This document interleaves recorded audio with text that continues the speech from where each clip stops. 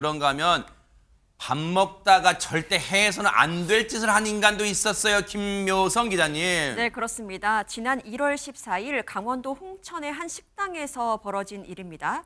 식사를 하시면서 보통 반주라고 그러죠. 술을 드시는 분들 종종 계시잖아요. 이 영상 속의 주인공 분도 식사를 하면서 반주를 했는데 너무 많이 술을 마셔서 해서는 안 될 짓을 하고 말았습니다. 무슨 일인지 영상을 통해 확인해 보시죠. 네네.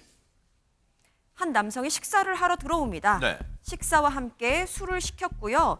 술을 다 마신 걸까요? 술을 또 추가로 주문을 하는데요. 네. 그랬더니 갑자기 삿대질을 하면서 혼자 중얼중얼 말을 하기도 어머나? 하고 가게 직원을 막 이렇게 밀치기도 어머머머머. 하고요. 위협을 하는가 하면 심지어는 어머! 손을 이렇게 엎어버렸습니다. 이 남성 도대체 왜 이러는 걸까요? 저 인간 뭐 하는 인간 완전히 그냥 행패 어디 와서 행패를 부리는 거예요. 안진용 기자님. 저 일이 벌어진 장소는 순대국밥집입니다. 어허. 식사를 하면서 저렇게 반주를 했는데 그 후에 술을 추가로 시켰을 때 이미 만취 상태였기 때문에 이 식당 주인은 거절을 합니다. 혹시나 모를 어떤 일이 벌어지지 않을까 그렇죠. 우려를 했던 거였죠. 네. 근데 여기에 불만을 품고 역시나 소란을 피우기 시작을 한 거죠.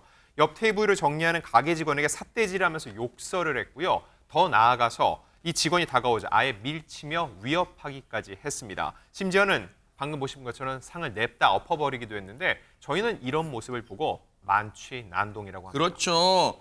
그런데 저 인간이요. 뭔가 큰 일을 저지를 것 같은 전조 증상이 보인 게 앞서 영상 보셨어요? 최진봉 교수님. 예. 곱게 소주잔에 소주를 따라 마셔도 될까 말까인데 앞서 보였죠. 물컵에 벌컥벌컥 소주 따라서 마시고 오셨어요, 진짜. 그러니까요. 얼마나 많이 술을 마셨겠습니까? 그래서 저 상까지 엎었잖아요. 네. 그러니 주인 입장에서 가만히 있을 수 없잖아요. 그렇죠. 경찰에 신고를 했습니다. 아하. 경찰에 신고한 이후에 일어났던 상황 영상으로 설명드리도록 하겠습니다. 네네. 네, 신고를 받고 식당에 도착한 경찰들. 그런데 출동한 경찰들이 모두 바닥을 보고 있는 장면입니다.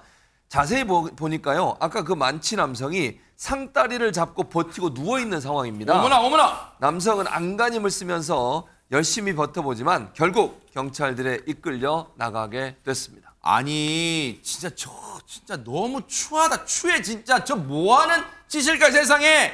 관련 얘기 들어보시고 이어가 보도록 하겠습니다. 그분이 저희 관내에서 좀 자주 신고가 있었던 분이시고, 주변에 사람들도 많았고, 이제 위험하게 이용될 수 있는 물건들이 있어서 좀 이제 옆으로 치워놓고 나와달라고 이제 말씀을 드렸는데, 계속 욕설을 하셨고, 앞에 있는 테이블을 들어서 이제 위협적인 행동을 하셔가지고, 이제 수차례 말씀을 드렸지만, 완강하게 거부를 하셔서 이제 주변에 이제 발로 차고, 누워서 이제 좀 주변 분들에게 피해가 갈 수 있게끔 행패를 부려서 저희가 이제 현행범으로 체포한 사안이거든요. 아니 최명규 원장님 술은 뭐 드실 수 있다 쳐 100번 양배.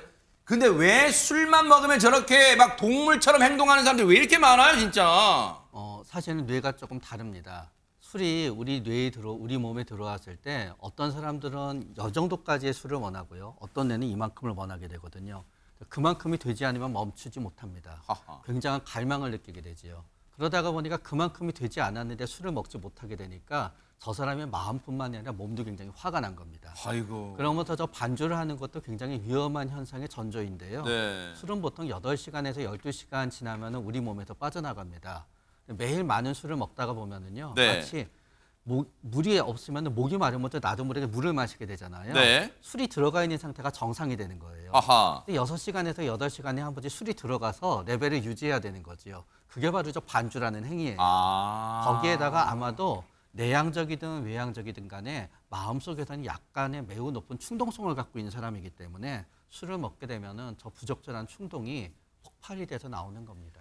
하마터면요 저 이 절제를 못하는 술 때문에 앞서 그 식당 직원분 하마터면 큰 봉변당할 뻔 완전히 밀쳤잖아요. 근데 저런 몹쓸 짓을 한 남성 어떻게 처벌할 수 있습니까? 허재 변호사님.